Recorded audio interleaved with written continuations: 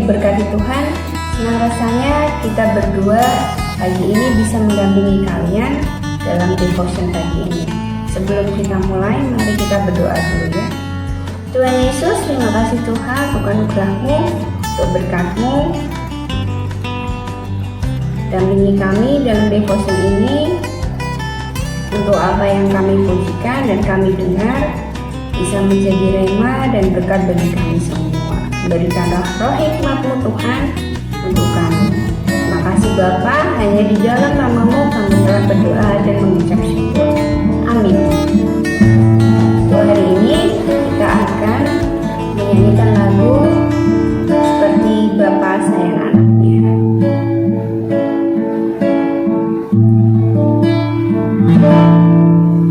Bapa, besar sungguh kasih setiamu,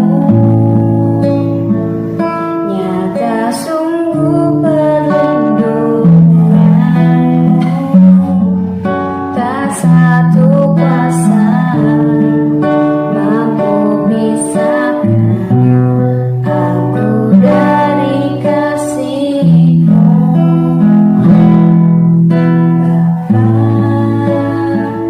Ajarku selalu hormati-Mu,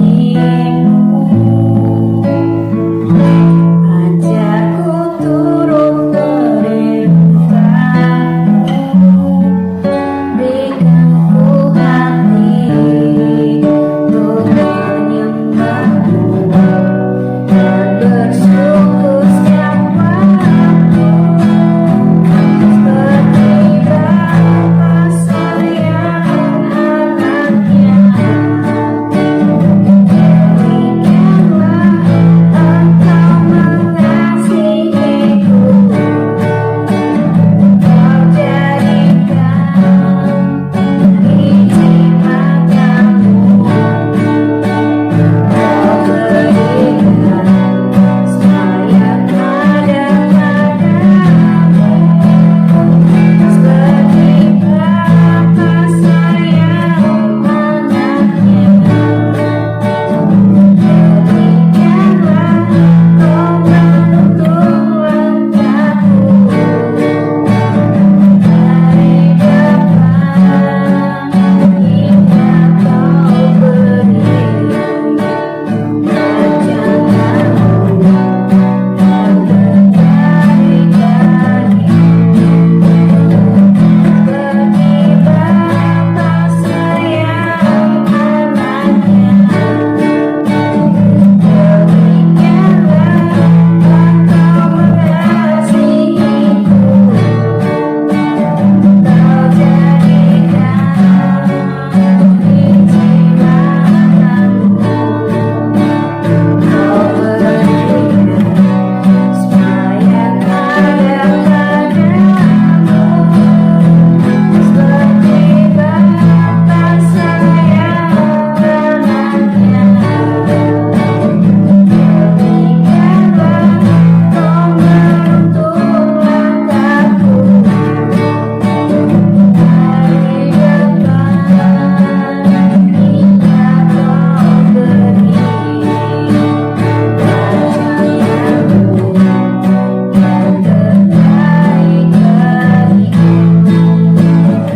Hari depan hingga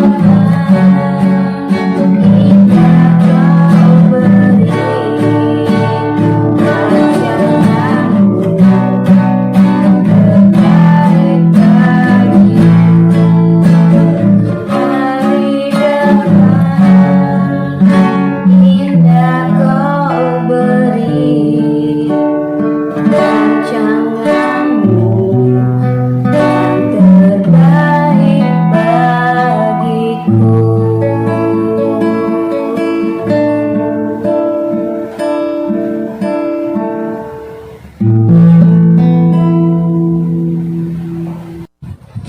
Hai anak-anak. Ya, sebelum kita mendengarkan firman Tuhan hari ini, mari sebaiknya kita berdoa dulu ya. Tuhan Yesus, terima kasih Tuhan untuk anugerah-Mu, untuk kasih-Mu. Sekarang kami mau mendengarkan firman-Mu. Berkatilah Tuhan beri hikmat-Mu untuk kami dapat mengerti, memahami setiap firman yang kami dengar. Terima kasih Bapa, hanya di dalam nama-Mu kami telah berdoa dan mengucap syukur. Amin. Oke anak-anak, nah untuk firman kali ini kalian masih ingat ya, ayat hafalannya ada di Efesus 3 ayat 17a ya. Sehingga oleh imanmu Kristus diam di dalam hatimu. Sekali lagi ya. Sehingga oleh imanmu Kristus diam di dalam hatimu. Oke, kali ini Miss Cecil mau menceritakan tentang kisah bayi Musa. Siapa yang ingat? Ya. Jadi tema khotbah hari ini adalah hidupku ini ada karena imanku di dalam Kristus. Ya. Jadi perumpamaan yang Miss ambil dalam cerita bayi Musa ya. Jadi pada waktu dulu ya. Oke. Miss akan berikan ceritanya singkat ya tentang bayi Musa. Nah, contohnya bayi Musa ini pada waktu itu ya, Raja Fir'aun ya yang bertahta ya, dia memiliki mimpi ya, dia memiliki mimpi di Mesir itu ya, bahwa suatu saat kedudukannya akan digantikan oleh seorang laki-laki.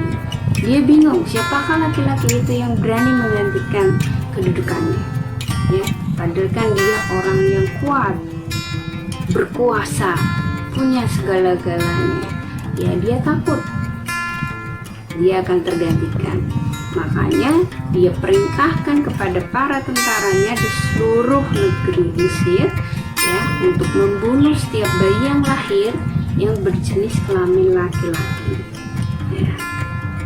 Nah, ternyata ya ada seorang perempuan yang hamil kemudian melahirkan bayi laki-laki. Dia takut ya untuk para tentara mendengar beritanya. Jadi bayi Musa tadi ya, ibunya tadi kan sudah melahirkan, terus sudah disembunyikan sampai umur 3 bulan, tapi dia takut lama-lama. Akhirnya ya dia mengambil sebuah keranjang lalu membaringkan bayi Musa itu di sungai Nil, dan dibawanya bayi Musa itu ke tepi sungai bersama kakaknya namanya Miriam ya. Miriam disuruh berjaga-jaga, siapa tahu ada tentara yang mengikuti. Terus ternyata setelah dia hanyutkan bayinya, tak lama kemudian datanglah putri Firaun turun ke sungai Nil tersebut untuk mandi seperti biasanya. Terus tiba-tiba putri Firaun ya, dia kaget, kok ada keranjang di sungai. Terus dia menyuruh pelayannya untuk mengambil keranjang itu. Dilihatnya bayi, diberikannya kepada putri Firaun. Putri, ada bayi. Nah, bayi itu kemudian karena lucu ya, putri Firaun membawanya pulang. Tapi para pelayannya bingung, putri ini kan laki-laki, nanti kalau ketahuan raja bagaimana? Sudah tenang, aku bisa mengatasinya. Terus akhirnya bayi itu dibawanya pergi menuju istana. Terus pada waktu itu dia bingung, bayi itu menangis lapar ya. Terus dia bingung untuk cari ibu penyusu ya, untuk menyusui si bayi Musa ya. Terus kakaknya Miriam datang ya kepada para pelayannya, kalau kalian ingin mencari ibu penyusu, aku akan membawakannya kepadamu. Ternyata yang dibawa adalah ibunya sendiri, tapi ibunya diam, dia tidak berani bicara, tidak berani mengakui, ya, karena takut nanti kalau ketahuan Musa malah dibunuh. Nah, terus akhirnya ibunya di situ, Miriamnya di situ jagain si Musa. Karena bayi Musa lucu dan menggemaskan, makanya putri Firaun mau merawatnya dan mau mengangkat sebagai anaknya sendiri, ya, sampai dewasa. Jadi ceritanya singkatnya seperti itu, ya. Ini tentang bayi Musa saja, ya.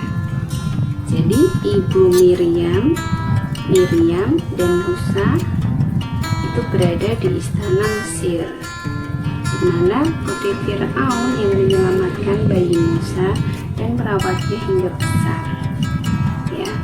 Nah, dari cerita ini kita bisa menarik kesimpulan, ya anak-anak, ya, bahwa di dalam setiap kesusahan kita, setiap pergumulan kita, entah apapun itu, ya, hanya dengan iman kita. Iman apa sih, Miss? Iman adalah pengharapan. Iman kita kepada Tuhan yang kita wujudkan melalui doa, usaha, ya, Tuhan pasti akan beri jalan keluar. Bahkan bayi Musa, ya, kan orang hamil itu tidak bisa merencanakan laki-laki atau perempuan, ya. Ternyata ibu Musa melahirkan bayi laki-laki, ya, dimana saat itu kerajaan Mesir yang dipimpin oleh Raja Firaun mengutus bahwa setiap orang yang melahirkan bayi laki-laki harus dibunuh, ya. Namun hanya dengan pengharapan iman melalui doa dan usaha, ya, ibu Musa akhirnya bisa menyelamatkan bayinya. Bahkan yang mengasuhnya adalah anak si Raja Firaun sendiri. Jadi iman di dalam Kristus melalui doa, hidup kita ada, ya. Jadi misalkan kalian punya masalah apapun, ya, jangan patah semangat, ya. Ingat, Tuhan ada bersama-sama kita, ya. Entah kita sedang sedih, bahagia, ingatlah Tuhan selalu di dalam doa. Jika kita sedih, ya kita berdoa, minta tolong, ya, minta kekuatan. Jika kita lagi bahagia, jangan lupa juga mengucap syukur di setiap kebahagiaan kita. Jadi jelas, ya, hidup kita ini ada karena iman kita di dalam Kristus, ya. Jadi semangat selalu.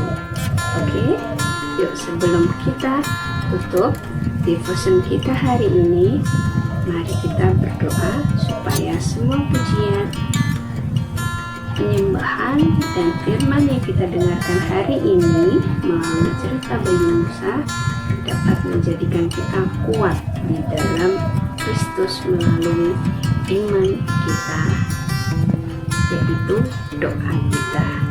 Jelas, ya, apapun yang kita lakukan, laluilah, mulailah dengan berdoa, ya. Banyak-banyak berdoa itu bagus, ya, karena doa itu yang akan menuntun kita.